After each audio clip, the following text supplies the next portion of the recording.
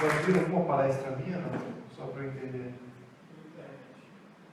Alguns, não temos aí uns 5, tá? Muito bem. A razão pela qual estou perguntando, porque eu tenho uma outra apresentação que não é essa, que é um pouquinho mais... ela constrói um diagnóstico de Brasil que todos nós precisamos escutar. Inclusive eu mesmo adoro repetir isso para mim mesmo, porque eu vivo aprimorando essa apresentação. E essa apresentação que eu tenho hoje à noite, ela é uma derivada dessa apresentação que eu diria que está mais em voga no momento atual do Brasil. Eu sou um cientista político por hobby, eu nunca exerci essa função, nunca professei. Eu decidi fazer um mestrado em ciência política quando eu terminei a faculdade. Fui aceito numa faculdade muito bem conceituada e mais tarde nunca professei. Entrei na economia e me tornei executivo de algumas empresas multinacionais, até o ponto de 2005 que eu resolvi empreender, abrir minha própria empresa. Também tive experiência fora do Brasil. Então todo o meu passado acadêmico, eu diria que acadêmico, o único ponto que eu posso dizer que é de política, foi na minha formatura de faculdade e depois fazendo o meu primeiro mestrado. Então, eu sempre segui carreira na área da livre iniciativa. No entanto, em 2014, tudo muda. Essa pessoa que existia em 2014, que era um pequeno empresário, já tinha me tornado um empreendedor, já tinha feito algumas empresas, incubadora, também uma distribuidora de motopeças aqui no Brasil. Esse pequeno empresário viu que a coisa tinha mudado no Brasil. Especificamente foi em agosto de 2014. E houve uma mobilização popular muito grande. Eu achava que eu estava sozinho. Descobri que eu não estava sozinho, que havia mais brasileiros como eu que estavam indignados com o que víamos nas notícias. E resolvemos nos mobilizar. Naquela época, não existia essa ideia de fazer um impeachment. Existia a ideia de se indignar com a corrupção, que já vinha desde do mensalão, desde do governo Lula. Mas, por incrível que pareça, o povo não estava tolerante a essa corrupção que do qual o Lula era acusado. E reelegeu o Lula, e o Lula ainda fez o sucessor, pelo espanto de qualquer cientista político no mundo. O brasileiro foi lá e validou. A culpa não foi do Lula.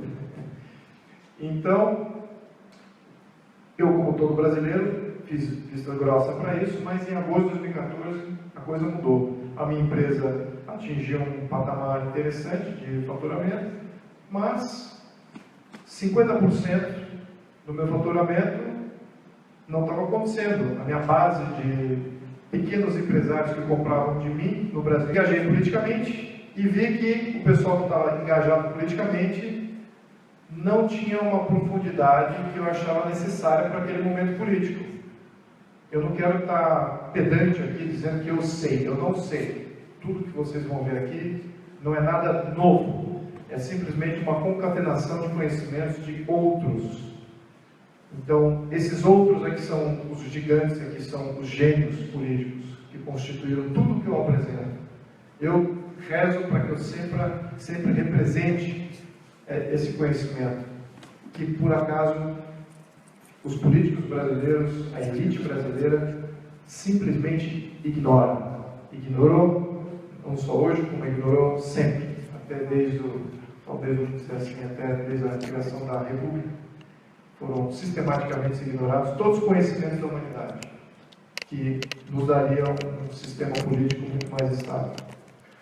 Então, essa apresentação aqui é relativo à estabilização que o Brasil não tem hoje e que ele precisa conquistar a ferro e fogo com o envolvimento de todos vocês. Estamos numa sexta-feira, ao invés de estarem aproveitando a sexta-feira, eu tenho aqui um grupo muito especial de pessoas que resolveram escutar algo sobre política.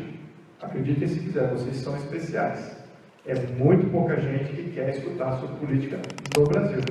Especificamente falando, eu já tive aqui alguma experiência cresce o interesse, mas que estão numa sexta-feira escutando sobre política é raro. Então, eu parabenizo todos vocês. Tá? Como criar estabilidade? Por que estabilidade é importante? Alguém sabe? Alguém pode me responder? Uma palavra? Prosperidade. Estabilidade gera prosperidade. Se você não tem estabilidade, é impossível você gerar prosperidade. E aí temos que entender o que causa a instabilidade. Então, o desbalanço da organização estrutural da política brasileira está nesses 4 componentes. Temos os 3 poderes. Quem conhece os 3 poderes? Executivo, Legislativo, Judiciário. Eles supostamente têm que ser independentes e iguais, com poderes iguais. Temos um desbalanço aí já. Não só isso. Não só eles não são iguais, tem um que é predominante sobre os outros, temos um outro problema. O Legislativo, ele tem um monopólio lá em conjunto com outros poderes. Esse aqui é o ponto. O Executivo, tanto o Legislativo e o Judiciário, eles têm que ter poderosos.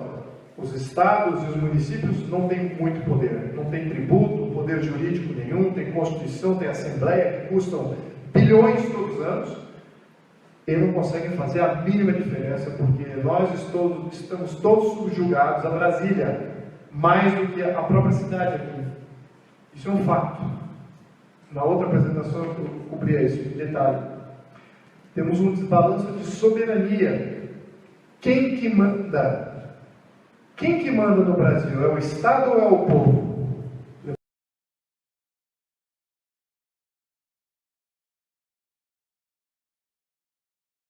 Balanço a um tipo de liderança, a liderança populista. A nossa Constituição favorece a intervenção. Populismo é isso. É uma Constituição populista. Depois eu posso entrar em mais detalhes e podemos fazer um debate considerando que o grupo é pequeno, e que eu até prefiro. Entendendo que esses desbalanços estão gerando esse ciclo aqui. Nosso ciclo, como você tem uma Constituição muito interventora, centralizadora, controlada por poucos, e o Estado é que manda, e o povo não manda nada, você favorece a quem? Oligarquias. As oligarquias são as que mandam o Estado, são as que coordenam o Estado. As oligarquias têm 2 tipos. Oligarquias econômicas, que são os grandes empresários, todo mundo conhece.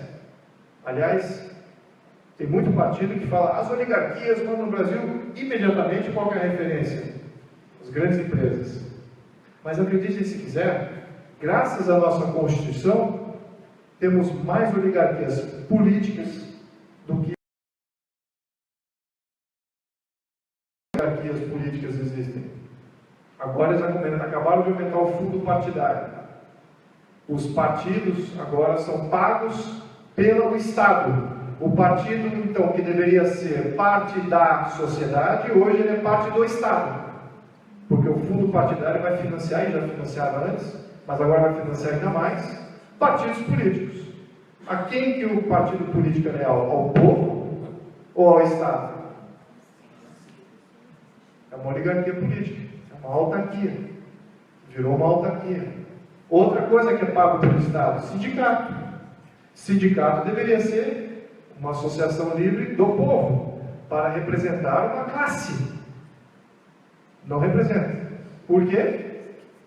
Porque o Estado é que paga o sindicato. Então, a quem que o sindicato é leal? Ao Estado ou ao povo, ou à classe que ele representa? Deveria representar. Ao Estado. Então, temos mais uma oligarquia aí influenciando no poder. Essas oligarquias, quando elas assumem o poder, o que elas fazem? Considerando que o poder é centralizado, que temos muita força do poder executivo, quando essa oligarquia consegue fazer um presidente, o poder que ele adquire é monumental, é completamente em desbalanço com o resto. O presidente faz o Brasil andar para frente ou para trás. Uma vez que essa oligarquia faz um presidente, o que acontece? Ele destrói as leis destrói a Constituição para se favorecer. A definição de oligarquia qual que é? Alguém sabe? Governo de poucos. Só. Esse governo de poucos, então, destrói as leis. Só que qual que é a dinâmica aqui? Quando você tem uma oligarquia que sobe ao poder, o que acontece quando uma oligarquia sobe ao poder? E as outras oligarquias? O que elas fazem? Ficam olhando? Ficam aplaudindo? O que elas fazem?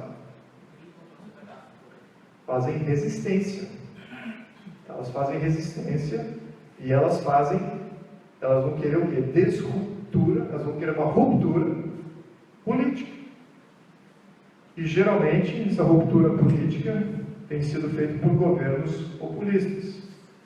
E o governo populista, engraçado, ele faz a mesma coisa, porque a Constituição nossa, menos nossa, de 1934 até agora, tem sido uma Constituição extremamente populista.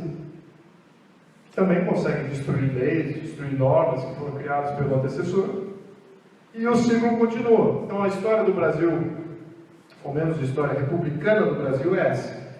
Somos dominados por oligarquias e temos trocas de oligarquias. A cada troca de oligarquia temos uma troca de Constituição. Qual é a nossa república de hoje? Tivemos a primeira república em 1891. Hoje estamos na sexta. Quantas constituições tivemos desde 1891? 6. Engraçado. E as oligarquias que trocaram de poder ao longo dessas constituições foram as mesmas? Claro que não. A cada mudança de oligarquia temos uma mudança constitucional. Isso dá estabilidade? Só isso. Só esse fato. Isso dá estabilidade? Um país com 120 anos, 6 constituições. Dá estabilidade? É estável isso? Você acha que isso, um investidor olhando longo prazo, você acha que ele teria interesse de investir num país que tem essa... Já estão chamando outra constituinte agora, né? Insatisfeito com 6 constituições, e eu gostaria também de ver uma constituinte, só que não com quem está chamando. Então, olha, temos que entender isso aqui, ó. Isso aqui é a base do pensamento político. Platão, observando todas as cidades-estado da Grécia Antiga. A Grécia Antiga era o Peloponeso, era uma pequena península e várias ilhotas e uma área de hegemonia, de influência. Várias cidades-estado. E o Platão, observando aquelas cidades-estado, ele estava vendo que existia uma instabilidade incrível. Começava sempre com anarquia, uma região ali entrava num momento anárquico, um soberano legítimo sobe, que é o caso de um monarca. Esse soberano legítimo, por ele não ter um limite de poder, por ele não ter uma certa estabilidade constitucional, e ele, por ele se prolongar com muito poder, exercendo poder de fato de governo, com o tempo ele se torna o que? Uma tirania. Qual que é a diferença de tirania e monarquia? Monarquia é governo de um só. E a tirania, o que é tirania? De um só para si. Perfeito. A diferença aqui é o monarca, ele é legítimo porque ele visa o bem comum. Ele surge de um momento anárquico. Ninguém gosta de viver na anarquia. É impossível se viver na anarquia. Então ele surge como um salvador da pátria, legitimamente. No entanto, com o passar do tempo, prole e pessoa, talvez o seu filho, seu neto, etc., que não tenha lutado contra aquele momento anárquico, se torna um tirano. Aí ele perde a legitimidade. Quando ele perde a legitimidade, surge um novo poder legítimo. A aristocracia. O que é a aristocracia? Qual é a definição da aristocracia? Governo dos melhores. Engraçado, como é que é definido a aristocracia hoje? Como é que é definida a aristocracia? Qual é a referência que vocês têm? Uma referência positiva? Não, burguês. Das elites, dos nobres, dos donos de terra. Nada a ver. Não era essa a referência na Grécia Antiga. Era simplesmente aqueles adequados a governar, os melhores. A aristocracia surge para eliminar a tirania. Então, o que é a oligarquia? É uma deterioração da aristocracia. Então a aristocracia visa o bem comum. E aí se torna uma oligarquia, governo de poucos só para si. Perdeu a legitimidade mais uma vez. Aí um novo poder surge, que é o poder legítimo, que é o poder do povo. Poder da democracia. Depois podemos entrar na definição correta de democracia. Mas a democracia também, ela comete abusos, ela, sem limites, ela talvez é o pior tipo de tirania. Ela, uma democracia, uma oclocracia, que é o momento que o país está vivendo hoje, na minha interpretação. Ou seja, facções, hordas, massas de gente, liderados por líderes não muito legítimos, mas diversos líderes, tomando o poder onde eles podem. O Rio de Janeiro, na minha opinião, está chegando, está na maturação desse momento de oclocracia. E eu espero que fique só no Rio de Janeiro, não traspasse para todo o território nacional. Sendo que Brasília, conceitualmente falando, já está numa oclocracia. Os três poderes, na minha opinião, não são legítimos. Você tem um executivo que não é legítimo, um judiciário que não é legítimo, um legislativo que talvez é o menos legítimo desses todos. Então, conceitualmente, virtualmente, Brasília, na minha opinião, já é uma oclocracia. É um salve-se quem puder. Desse salve-se quem puder, gera uma situação de anarquia e o ciclo recomeça tudo de novo. Aí o Aristóteles ele falou, caramba, poxa, viver nesse ciclo aqui é uma coisa extremamente instável. Aristóteles falou assim, a única coisa que vai estabilizar é reconhecer que esses três poderes, os três poderes legítimos, monarquia, aristocracia e democracia, eles existem em qualquer ecossistema político. Entendam, qualquer cidade, qualquer município, qualquer comunidade, qualquer estado-membro, qualquer união tem esses três poderes aqui. E a única maneira de você estabilizar é você reconhecer que eles existem. Não só reconhecer que eles existem, é transferir poder de pessoas para um sistema. Desencarnar o poder. O poder não é mais de povo. O poder não é mais de aristocrata, o poder não é mais de salvador da pátria. Quem é que vai reger os três poderes? Essas três forças. Quem que seria? Se não é uma pessoa? Um sistema de leis. Uma constituição. É a única coisa capaz de estabilizar isso. Então, se nós temos um problema de desbalanço, hoje temos um problema de desbalanço constitucional. O Brasil está desbalanceado na sua essência. Eu não gostaria de dizer esse nome, mas eu gostaria de falar agora com a experiência de 25 anos, mas os imbecis que escreveram a Constituição de 1988 esqueceram isso aqui. Esqueceram completamente isso aqui. Como balancear. O ponto, podemos até um cara de alguma pessoa de arquitetura fala assim, poxa, eu posso determinar exatamente qual é o ponto ideal aqui de estabilização, é o meio desse triângulo. É uma arte, de fato é uma arte você determinar qual é o ponto de equilíbrio aqui. Mas isso tem sido a norma do pensamento político desde aquela época, até a fundação do Brasil. Até a fundação do Brasil com José Bonifácio, era disso que ele estava falando, como que a gente estabiliza o sistema. Porque a estabilidade vai trazer prosperidade, vamos criar uma grande nação se tivermos uma nação estável. Então, vamos entender aqui o que eu estou falando. Lembrando daquele triângulo, daquelas três forças. Esparta foi sempre um modelo de estabilidade. E Esparta, ela tinha dois reis. Um rei que tomava conta da administração pública, o outro rei que tomava conta das guerras, política externa. Então o poder executivo está separado. Nenhum tem o monopólio do poder executivo. O poder executivo já é separado. Não somente isso. Havia aqui os aristocratas, na forma dos gerontes, e eles também limitavam os reis. Eles tinham uma série de regras, mas todos os gerontes eram anciãos, sábios da Esparta antiga. E tinha os éforos, que eram magistrados eleitos distritalmente, cada distrito elegia o seu éforo. E um éforo acompanhava o rei, do rei da guerra, para ver se o rei da guerra não fazia qualquer parceria, não fazia alguma entrega, algum acordo que fosse de encontro com todo o sistema. Então, até mesmo as guerras espartanas eram institucionalizadas através disso aqui. E a democracia? Então, aqui você tem o executivo separado em dois, você tem o legislativo também separado em dois. Nenhum tem o monopólio do legislativo. O legislativo sendo representante de quem? Aqui, da força dos aristocratas. E o povo, eles eram limitados também. O povo era limitado.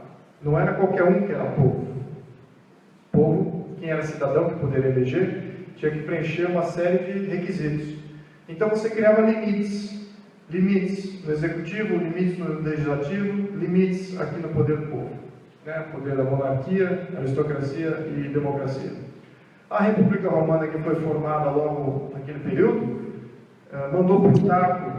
Quando a República Romana foi fundada, ninguém sabe, todo mundo conhece os grandes Césares, não é? Você conhece Calígula, conhece César Augustus, Otaviano, Adriano. Esses para mim não significam muita coisa. Havia um período anterior ao Império Romano, que se chamava República Romana. Alguém sabe da República Romana? Como que ela surgiu? Por que ela surgiu? É muito bom estudarem isso, porque a força do rei e do monarca, do cônsul, aqui no caso da República Romana, era tão limitada, eles copiaram o modelo espartano e elegiam dois cônsules todo ano. Eram senadores, geralmente, ex-generais de guerra, eleitos todos os anos. Vocês conhecem algum cônsul da República Romana? Algum nome de cônsul da República Romana? Totalmente desconhecidos. Quem é que manda? É o sistema de leis que manda. Quando você reconhece o nome de uma pessoa na história, é bem provável que essa pessoa seja um tirano. Talvez ou pelo bem ou pelo mal, mas um tirano. Mas, no questão da República Romana, não lembrando dos nomes dos cônsules. O sistema mandava, o sistema de leis é que governava. Aqui também, mesma coisa, separação do executivo, do monarca, separação do aristocrata. E é engraçado que nós perdemos isso aqui, em 1889. Os Estados Unidos não perderam. Os Estados Unidos foi fundado com esse conhecimento, que você tinha que ter freios e contrapesos. Freios e contrapesos em cada um dos poderes. Então, os Estados Unidos até evoluiu esse tema. O povo no Estado, vamos lembrar, os Estados Unidos, antes de ser uma federação, era uma confederação, e cada Estado membro era uma república, era constituído como uma república. A República Romana, porque era a única referência que em 1787, até aquele ponto de história, a única referência de república era qual? A República Romana. Então tiveram que ir para trás, quase 2000 anos para trás, para ter uma referência histórica de como se organizar. Eles pegaram essa referência histórica e aplicaram em 1787. Replicaram exatamente como tal eles haviam aprendido, que vinha da diarquia, que é dois monarcas, a diarquia espartana, evoluindo para a República Romana.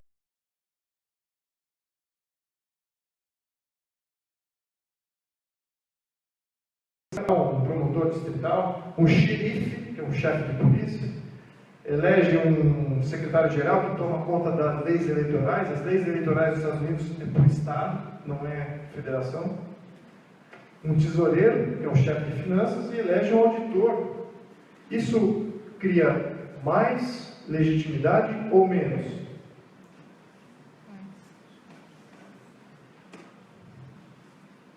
Vocês é que respondem. Qual que era também o grande aprendizado daquele ponto? Esse é o modelo norte-americano, tal qual ele foi concebido na Constituição norte-americana. A Constituição norte-americana não diz absolutamente nada como cada Estado membro deve se organizar. Absolutamente nada. A Constituição norte-americana é uma Constituição de chefe de Estado. Bom, o que é o chefe de Estado? Lembrando aquela separação do executivo, o presidente é o chefe de Estado. Se fosse aplicar o referente ao modelo espartano, ele seria o rei da guerra. Esse é o chefe de Estado. E os governadores dos Estados-membros dos Estados Unidos, aqui teriam 50 estados, são o chefe de governo. Então, o executivo nos Estados Unidos ele é separado entre um chefe de Estado, que representa toda a política externa, a guerra, a moeda, a política econômica, e 50 chefes de governo. Então você pergunta assim, mas o presidente norte-americano Obama, ele governa? Não, ele não governa. Puxa o freio de mão nesse argumento. O presidente norte-americano, ele não governa.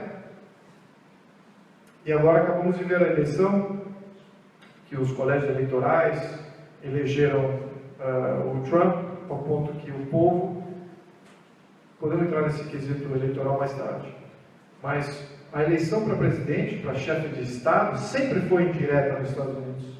Sempre foi indireta. O que os norte-americanos temiam? Os fundadores dos Estados Unidos, o que eles temiam? Exatamente. Povo sem limite. Eles temiam o ciclo populista, de povo querer só por querer, sem limite, sem respeito a si próprios, sem respeito ao patrimônio público ou privado, e executar suas leis à medida que a opinião pública muda e você muda. Temístocles, alguém lembra do dele? Sócrates. Quem matou Sócrates?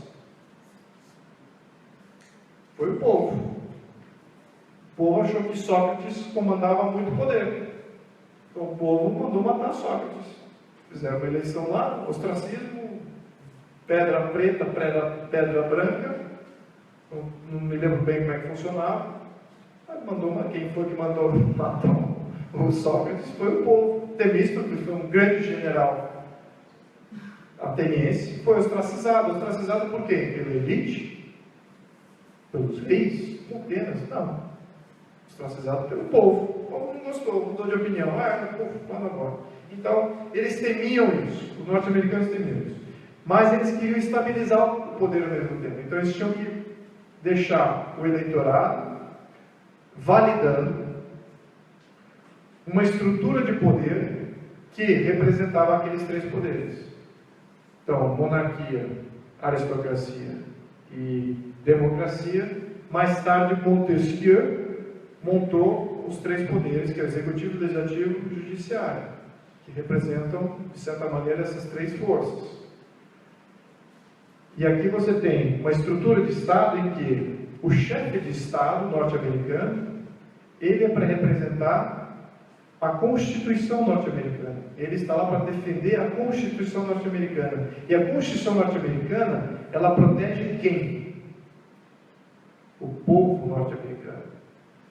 Aí você fala, mas protege contra quem? Contra quem a Constituição norte-americana protege? Alguém sabe? Quem que é o maior inimigo do povo norte-americano? Uma palavra, começa com G. Governo. Vocês entenderam por que é importante separar chefe de Estado e chefe de governo? E por que é muito importante você colocar o chefe de Estado, amigo do povo, defendendo uma Constituição que defende o povo? E que você nomeia um governo que vai ter uma burocracia para administrar? E que se esse governo quiser se tornar tirânico, ele vai ter poder para isso. E o povo não vai ter nenhuma proteção, se não tiver um chefe de Estado. Aí você fala assim, que legal, Então os norte-americanos já sabiam disso, sabiam disso, sabiam muito bem disso. Não só eles, um tal de José Bonifácio sabia isso também. Eles criaram a Constituição de 1824, estabilizando um chefe de Estado, separando o chefe de Estado, a figura do monarca. Aqui no caso era um governo só, porque o Brasil era centralizado na sua origem. Havia um primeiro-ministro, chefe de governo. Quem que seria o inimigo do povo brasileiro seria o primeiro-ministro. Ele é que é ministro. O chefe de Estado ele só protege o povo contra um primeiro-ministro que não é um bom administrador. Então, isso aí é o que dá a estabilidade do regime. Tá? Mesmo centralizado ou não, é isso que estabiliza. Você fazer essa separação dos poderes, nenhum dos poderes é monopolístico em si próprio. Só que aqui no Brasil a gente esqueceu essa noção. Quando a gente criou a República, a gente juntou, a gente não, os republicanos, né? Mais especificamente Prudente de Moraes. Uma pessoa. Depois eu posso entrar naquele argumento cultural, que a cultura do Brasil cria nossas leis. Não. A cultura do Brasil não cria lei nenhuma. A cultura do Brasil é completamente esmagada pela Constituição brasileira. Mas, enfim, o modelo presidencialista que foi implementado em 1891, na Constituição, o chefe de Estado e o chefe de governo é a mesma pessoa. E olha que engraçado, isso aqui são todas as autarquias que o chefe de Estado e o chefe de governo, sendo a mesma pessoa, ele pode nomear para todas essas autarquias aqui. 24 ministros, 31 conselhos profissionais, 3 agências regulamentares, 11 institutos, mais 40 institutos de ensino, sem falar no STF, que ele nomeia todos os juízes. Então, o Poder Executivo nomeando para outro poder, que seria o Judiciário. O TSE, que valida as eleições, Ministério Público Federal, Polícia Federal. Bom, enfim, o Executivo, o presidente manda mais do que qualquer monarca hoje vivo, exceto talvez os monarcas da Arábia Saudita, Holanda, mas esse aqui é o nosso sistema, tá? Não se engane. Então, não somente nós temos aí um sistema muito centralizado, nós temos um poder político centralizado. O que acompanha o poder político? O poder econômico. Aqui vamos ver o que eu gosto de mostrar esse quadro aqui, não sei se dá para todos vocês verem daí. Mas aqui temos aqui todos os estados do Brasil, o PIB por estado, o orçamento que foi aprovado em 2014 por estado e uma simulação. Nós todos escutamos que 40% do nosso PIB é removido da nossa economia para financiar os governos, municipal, estadual, federal, 40%. Então eu fiz uma simulação. Eu apliquei, está aqui o PIB do estado, 40% deste PIB do estado, e tem esse número aqui. E está aqui o orçamento aprovado pelo Estado, a qual é o orçamento que o Estado usa para reger a sua coisa pública. Tá? O Estado membro. Então vamos ver aqui Minas Gerais, tá? Cadê Minas? É o terceiro estado mais rico do Brasil, um PIB de 500 bi, 40% do PIB. Se esses 40% fosse ficar aqui em Minas Gerais, seria 164 bi o volume de impostos que só Minas Gerais coletaria. Aliás, isso é cobrado de fato de Minas Gerais. No entanto, o orçamento do estado de Minas, aprovado, qual que é? 75 bi. Espera aí. Arrecadam 164 bi. E o orçamento para você gerir o estado de Minas é 75? Espera aí, tem uma diferença aqui de 89, cadê? Foi para onde isso? Ah, financiar os estados mais pobres. Ah, é? Vamos ver o estado pobre aqui. Sergipe. Um PIB de 34 bi. Quanto que é 40%? 11 bi. Qual que é o orçamento que foi aprovado, que já inclui repasses federais? 8. Então, até o estado pobre está sendo espoliado. Que engraçado isso nessa simulação. Claro, os números não estão precisos. Eu coletei isso da internet, do IBGE. O IBGE nunca divulga nada que é sério. Também o Banco Central do Brasil e o Banco do Brasil também eles não divulgam nada que é para nós termos informação. Eu entendo isso. Então pode ter alguma distorção. Mas a simulação é válida. É muita distorção porque ela se aplica a 27 estados. Então eu errei 27 vezes. Eu errei 27 vezes aqui nessa análise. A verdade é o seguinte: com exceção de 3 estados dos 27, que recebem mais do que 40% do seu PIB, todos os estados brasileiros são espoliados. Esse dinheiro não voltou para cá. Foi para um buraco negro que chama-se Brasília. Esse é que é o ponto desse estágio.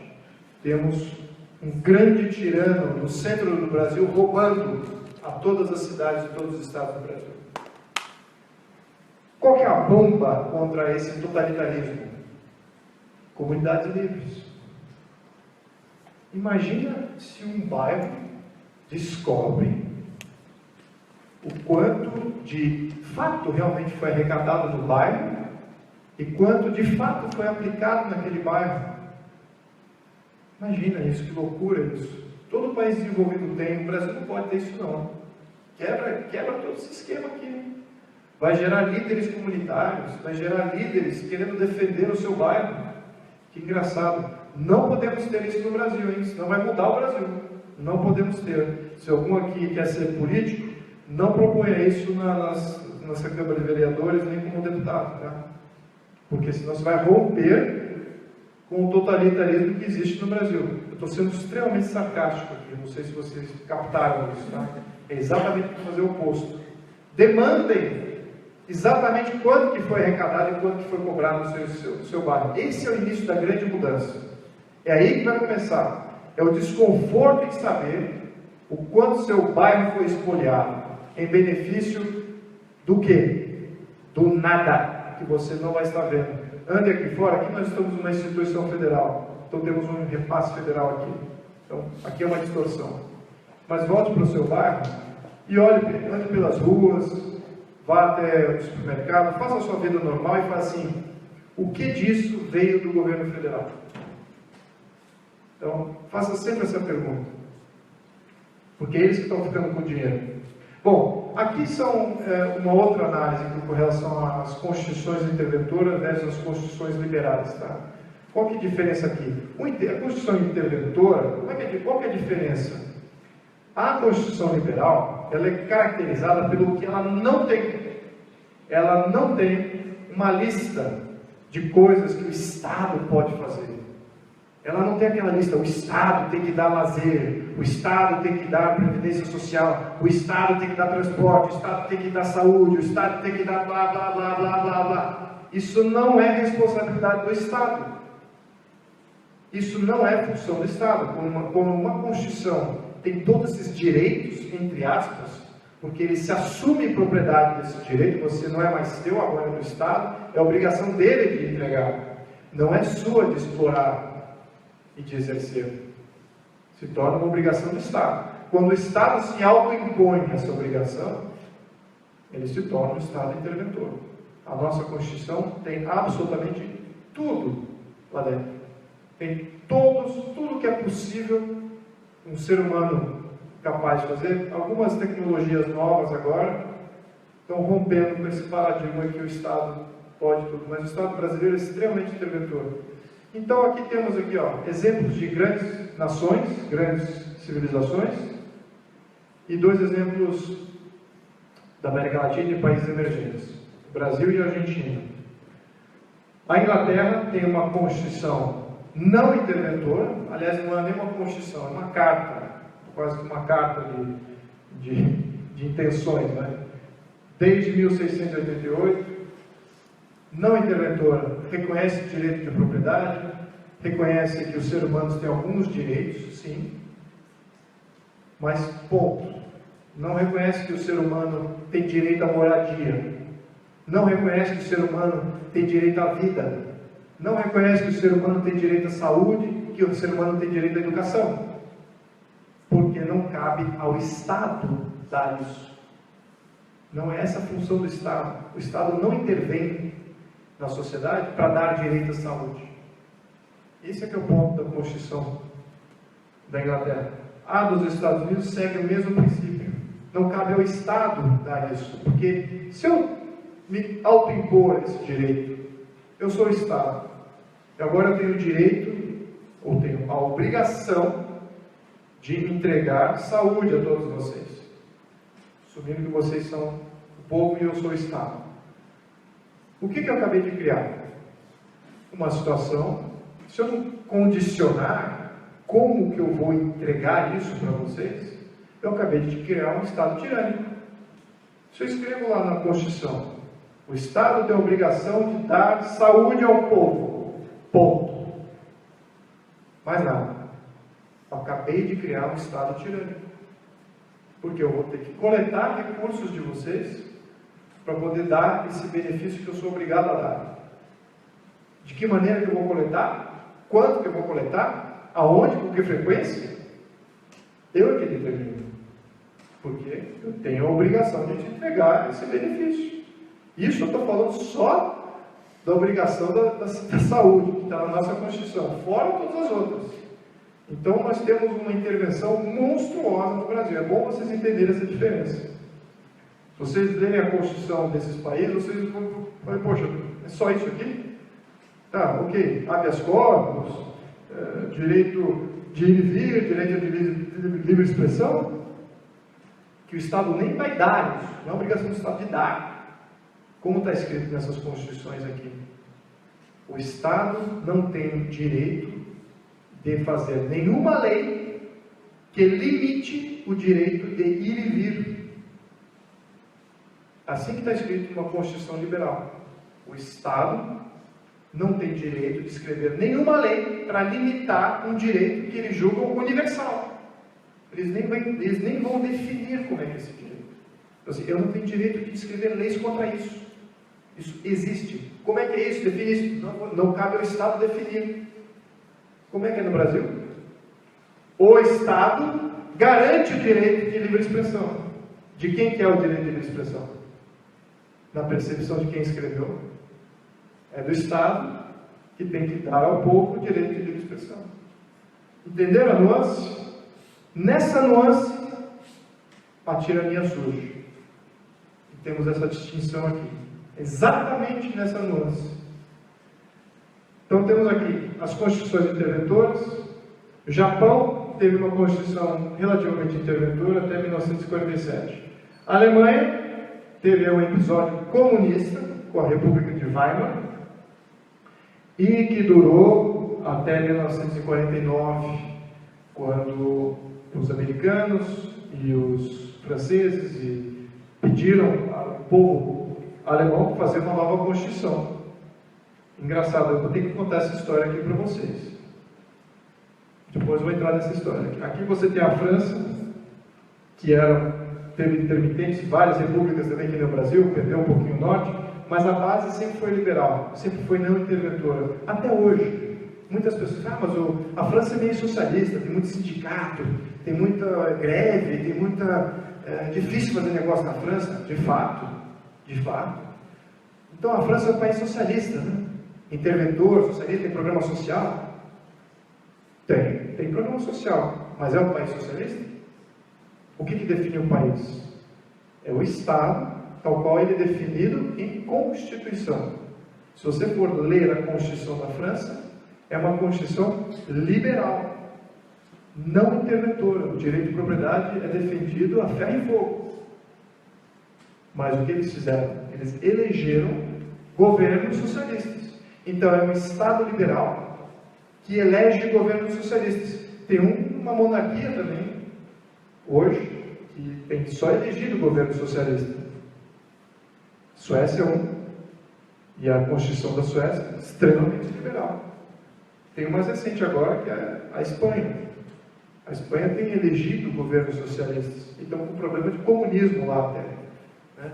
Um novo poder político comunista surgindo dentro de um Estado liberal que permite que isso ocorra. Então aqui o ponto é o seguinte: as constituições, elas delimitam que tipo de cultura e comportamento você vai ter dentro do Estado. Quem que manda em Constituição liberal é o povo. Porque o Estado é extremamente limitado. O Estado é o inverso da semântica. O Estado liberal, ele liberta quem? O povo.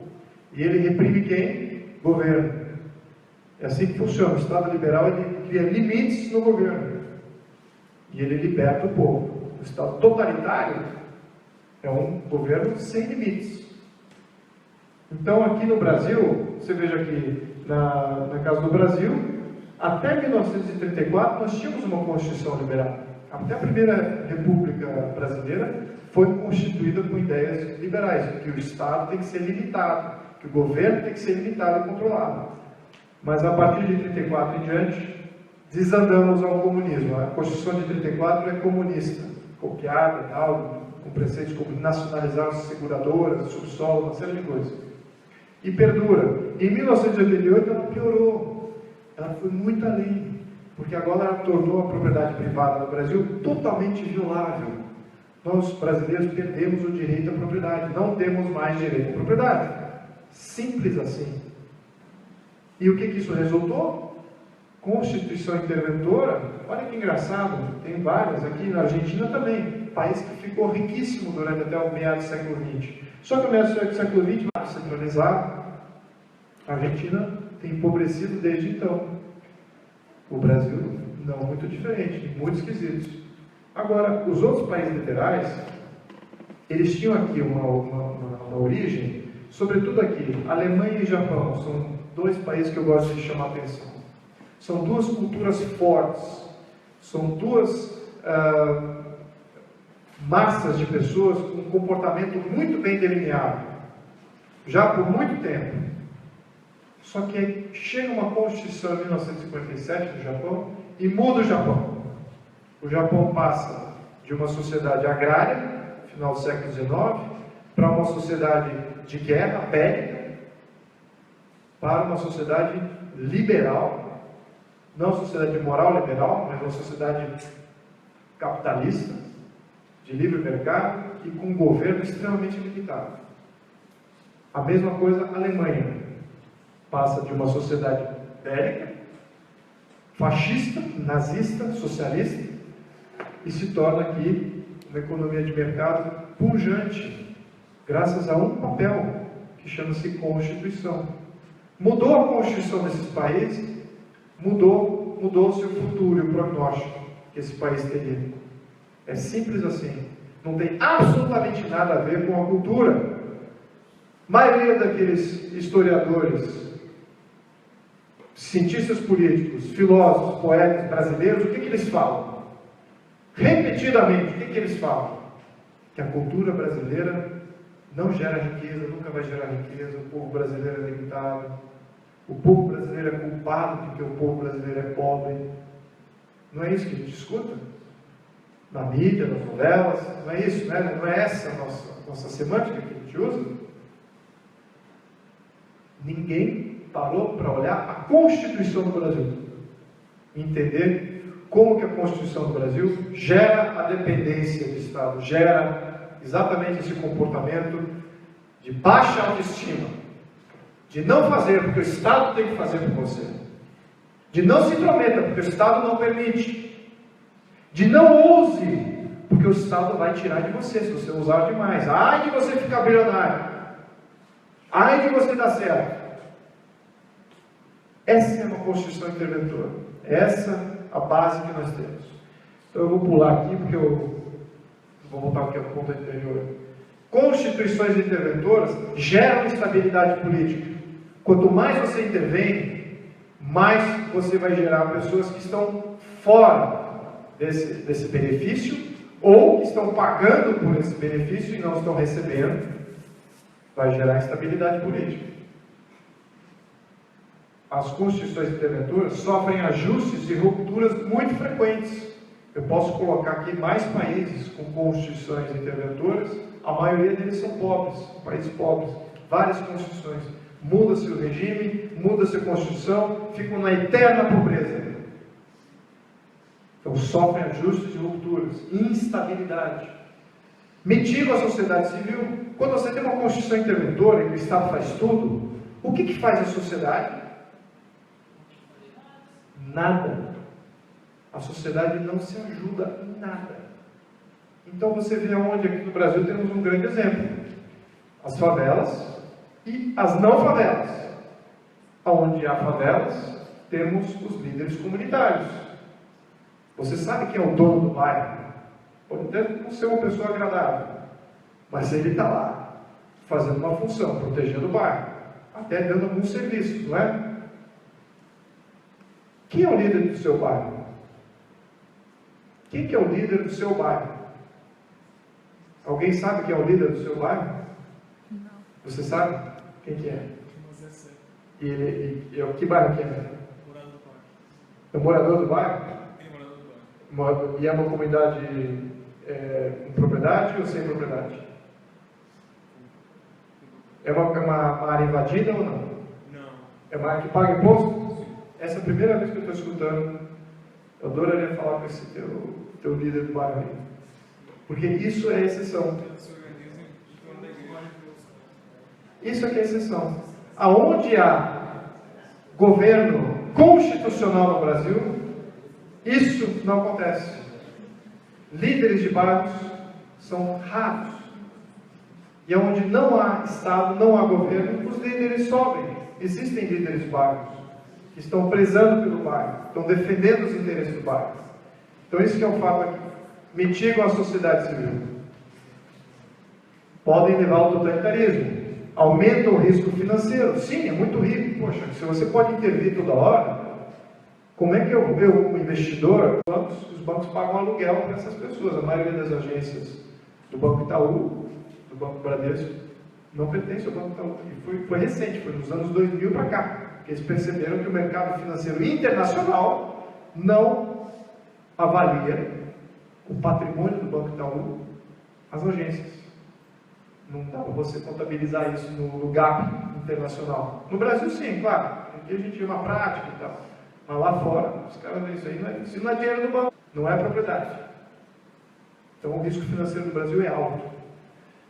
Aumenta a corrupção, constituições interventoras, corrupção alta. E alimenta as oligarquias políticas e econômicas. Toda vez que você pode intervir, você faz um programa social, alguém vai distribuir isso, alguém vai monitorar, alguém vai entregar. Você cria uma cadeia de valor aí. Tudo corrupção.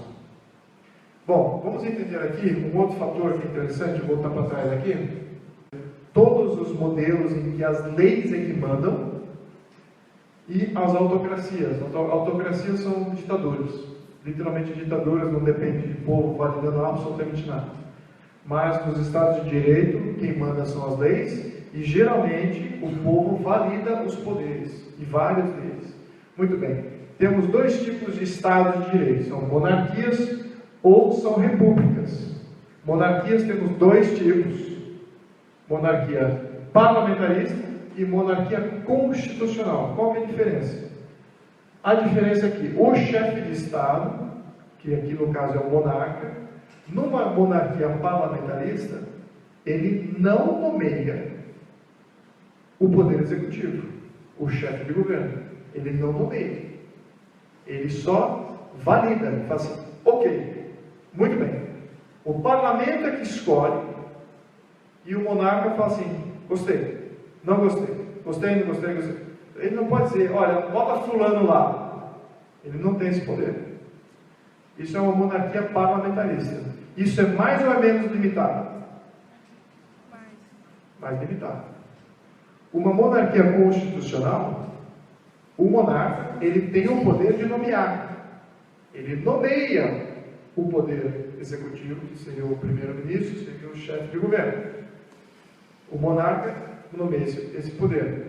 E aí quem faz o sim ou não é o parlamento. Entendeu? Então o parlamento é que fala, gostei, não gostei, gostei, não gostei. Então é assim que é uma monarquia constitucional. O Brasil foi uma monarquia constitucional. Tá? E o Brasil não foi uma monarquia parlamentarista, apesar que nos dois modelos há um parlamento. O parlamento existe. É só que poderes que você manda, que poderes tem o chefe de Estado, que poderes tem o parlamento. É aí que está a diferença. Em repúblicas, temos aqui repúblicas presidencialistas, semipresidencialistas, parlamentar presidencialista e parlamentarista. Eu vou explicar cada uma delas nesse escopo aqui. A presidencialista, a norte-americana, nós já vimos que é um modelo diferente. A maioria esmagadora, aliás, todos os outros sistemas presidencialistas no mundo seguem o modelo brasileiro, que é o modelo que você concentra o chefe de Estado e o chefe de governo. A única que separa, de acordo com aquilo que eu mencionei anteriormente, é os Estados Unidos. Temos a República semipresidencialista, que é muito similar à monarquia constitucional. Como é que isso funciona? Você elege um presidente e o presidente nomeia um primeiro-ministro. A atual PEC do Aloysio, que acho que já tem engavetado, que estava propondo a mudança de regime aqui no Brasil, era para esse modelo aqui, tá? Não era para parlamentarismo, não. Vou chegar lá. É para esse modelo, em que você tem um presidente escolhendo um chefe de governo. Geralmente, você escolhe o chefe de governo dentre os parlamentares, dentre os chefes de partido. Só que na proposta do Aloysio, do PSDB, o chefe de Estado podia nomear qualquer pessoa. Então você imagina o perigo dessa proposta. Você pode trazer uma pessoa de fora do sistema político, não foi eleito, e ele pode ser o primeiro-ministro. Está certo isso? Bom, esse é o sistema presidencialista. O parlamentar presidencial é muito raro. Ele basicamente o parlamento escolhe não só o chefe de governo, determina quem vai ser o primeiro-ministro, mas ele também determina indiretamente quem vai ser o chefe de Estado. Então esse é um modelo muito raro, esse aqui. Só a Suíça parece que tem esse aqui. Suíça e África do Sul, se não me engano. E o modelo parlamentarista é igual à monarquia parlamentarista, em que o parlamento escolhe o primeiro-ministro e um presidente que foi eleito separadamente, direto pelo povo. Esse presidente diz sim ou não se a escolha do parlamento é uma escolha boa. Bom, então aqui temos todos os regimes. O que é interessante dessa sequência que eu vou apresentar é o seguinte: temos aqui o IDH mais alto, ou seja, os países mais ricos com IDH de 0,85, de 0 a 1 o índice, né? Então, o que se aproxima a 1 é o maior. De 0,85 a 1 são os países mais ricos. Os países mais ricos que têm esse IDH, temos aqui essa concentração em monarquia parlamentarista e monarquia constitucional. Temos 2 países ricos presidencialistas, 2, aliás, semipresidencialistas, e o resto aqui temos essa distribuição. Agora vamos empobrecer, vamos começar a descer. Bom, aqui é o IDH que vai de 0,85 até 0,7, fica entre essa marca. Aqui começa a esvaziar, começa a encher presidencialista, começa a subir aqui o número de países com presidencialismo e semipresidencialismo. São caracterizados por um executivo muito forte. E ainda temos aqui alguns países, um número até que razoável, de países parlamentares, não monárquicos. Agora vamos ficar mais pobre ainda. Tá? É o IDH médio-baixo. Aqui vemos uma concentração já bem grande de países com executivo forte. E agora vamos ficar raspa do tacho, os países mais pobres do mundo. A distribuição total aqui dá mais ou menos 200 países, tá? Então eu incluo bastante países aí. Todos todos os países pobres, quase todos, sobrando aqui 1, 2, 3, 4, 5, o executivo é forte. Característica de um país pobre, executivo forte. Ou ele é presidencial, ou ele é semipresidencial. O que causa o quê? O presidencialismo, o executivo forte causa a pobreza, ou a pobreza é que escolhe o presidente sempre? Debate. Podemos debater isso, mas é uma pergunta que fica no ar aqui.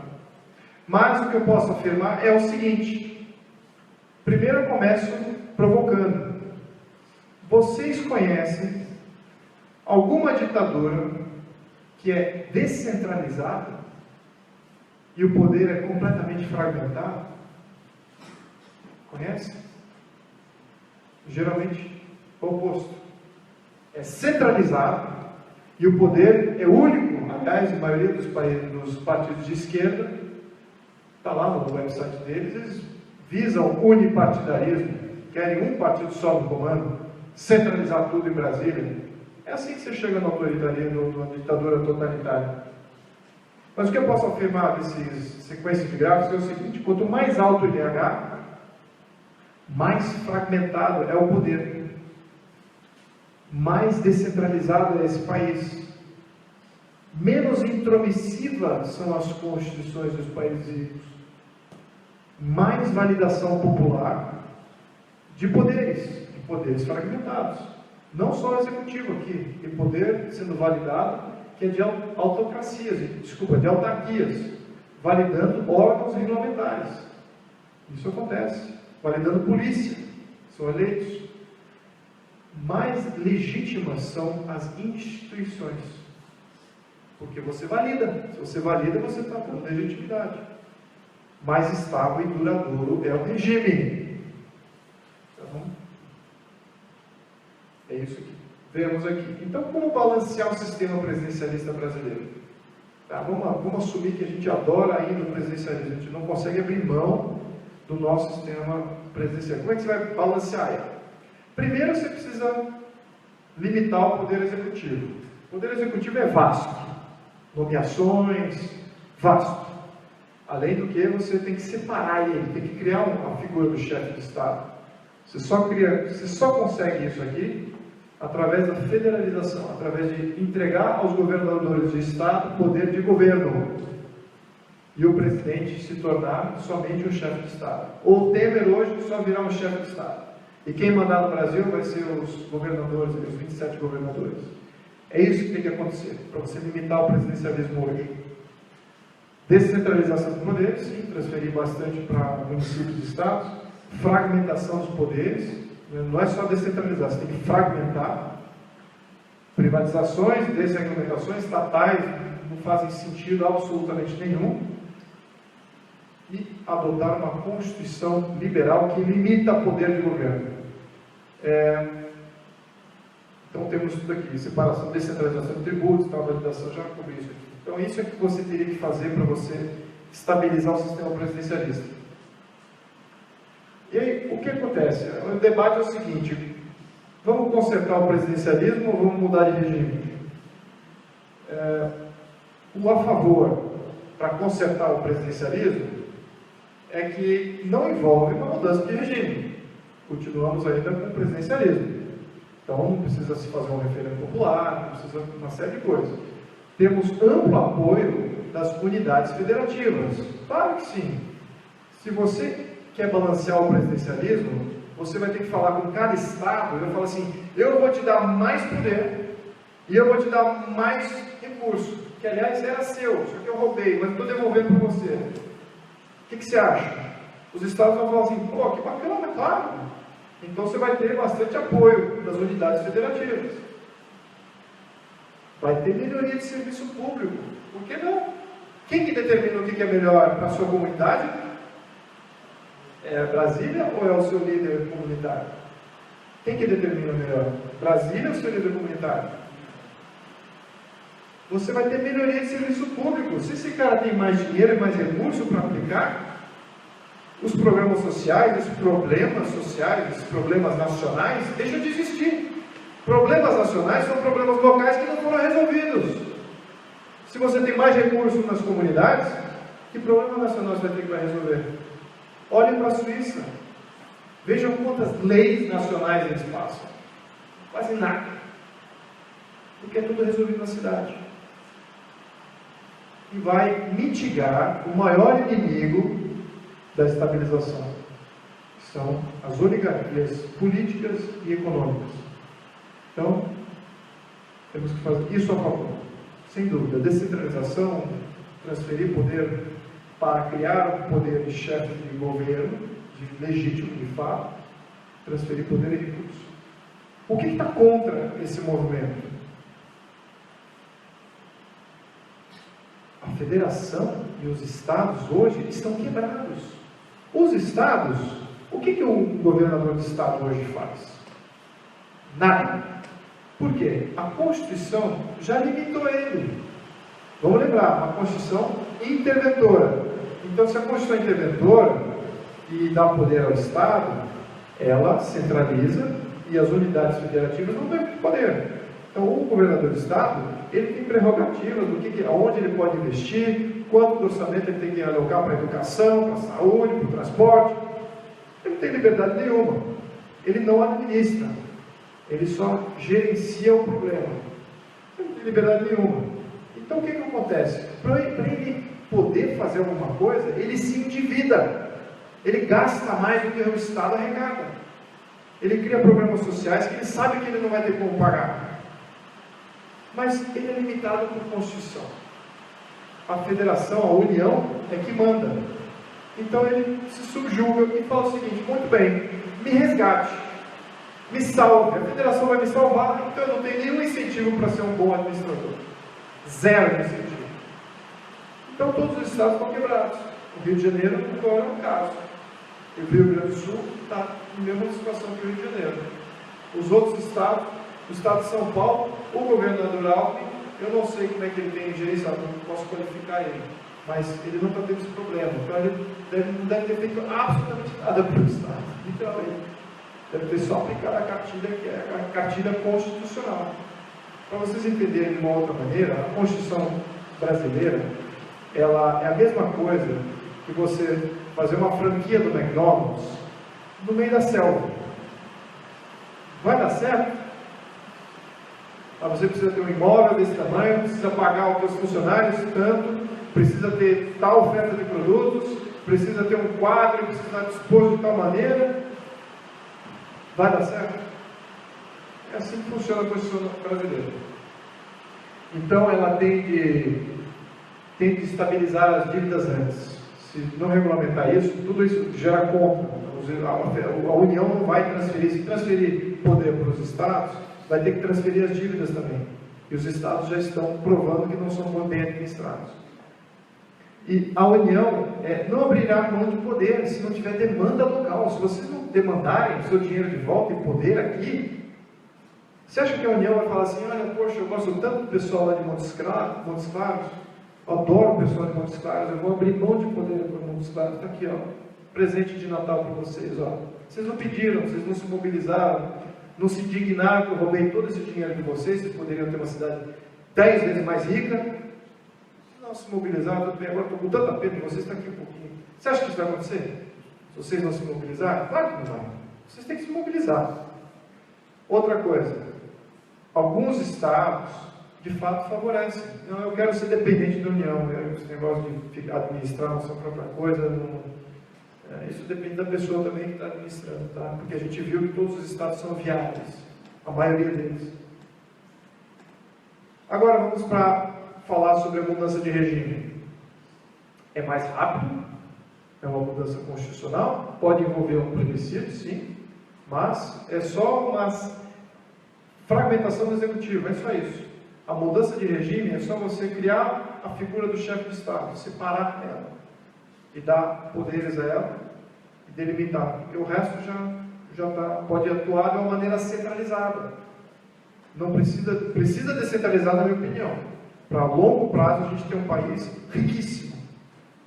Mas se for para o momento imediato, agora o momento número 1, você só faz uma separação com o chefe de Estado. Temos amplo apoio das forças políticas em Brasília. Todos de Brasília já caiu a ficha que isso precisa acontecer. Eles sabem que o poder presidencial é muito forte, que ele gera todos esses problemas que nós estamos vivendo, tem que comprar, ele compra, com esse poder que ele tem, que é muito forte, ele compra o legislativo, ele compra o judiciário, isso gera corrupção, gera também todo esse último governo foi caracterizado por isso, e ele já estabiliza o poder executivo, que é o cerne do problema hoje. Temos um problema de um executivo muito forte. Mudança de regime, criando um chefe de Estado, temos aí uma estabilização. Já só isso já estabiliza, sem precisar fazer toda aquela parte da descentralização. No entanto, o que tem contra? Pode se tornar menos representativo. Eu não sei que modelo que eles estão optando lá, que não seja um modelo presidencial. Qual é a opção? Se for um semipresidencialismo, não, mantém o presidencialismo. É um parlamentarismo em que o chefe de Estado não tem absolutamente nada, não consegue fazer, introjetar nenhum poder de veto, absolutamente nada, só uma figura, um fantoche. Eu só voto. Não quero essa mudança. Então, precisamos saber como é que é isso aqui. Não resolve o problema do centralismo. O centralismo é um grande problema. E favorece as oligarquias políticas. O que está acontecendo hoje no Brasil? Entendam que eles estão aumentando o fundo partidário, que vai dar 3 bi, era menos de 1 bi, e agora é 3 bi, que os partidos vão ter para poder gastar em eleições. Muito bem. Ponto número 1. Ponto número 2. Aumentaram a cláusula de barreira. Agora os partidos pequenos não vão ter acesso aos 3 bi. Então, por um lado bom, vão poder criar partido à vontade. Vão criar milhares de partidos. Eu sou favorável a isso. Uma partida é parte da sociedade. Se temos aí 5 pessoas que querem fazer um partido, por que não? Só que não vai ter mais acesso ao fundo partidário. Ótimo, muito bem. Até aí, ok. Só que o que eles querem passar agora? Voto em lista fechada. Voto em lista fechada dá mais transparência, mais representatividade ou menos? Você sabe o que é voto em lista fechada? Voto em lista fechada, você vota numa lista de um partido. Às vezes tem uma lista prévia, às vezes não. Às vezes só votem no partido. PSDB, PT, PCdoB. Votem nesse partido. O cacique vai determinar para quem vai ser o voto. O dono do partido vai determinar para quem vai ser o voto. Isso dá mais transparência? Dá mais legitimidade ao poder público ou menos? Vocês me respondam. Menos. Voto em lista é um modelo que todas as tiranias adoram para dizer que tem uma democracia. Então, quem é que vai ganhar? As oligarquias políticas. Os partidos vão ficar extremamente fortes. E os partidos são democráticos, eles escolhem, baseado, esses candidatos são escolhidos como?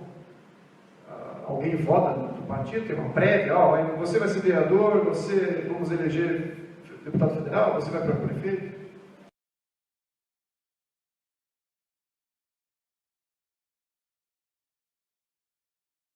Contra, porque nós precisamos disso.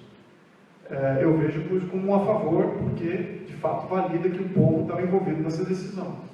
Mas é um contra se você entende que isso aqui é positivo e precisamos disso, e que o modelo que vai ser optado é um modelo bom.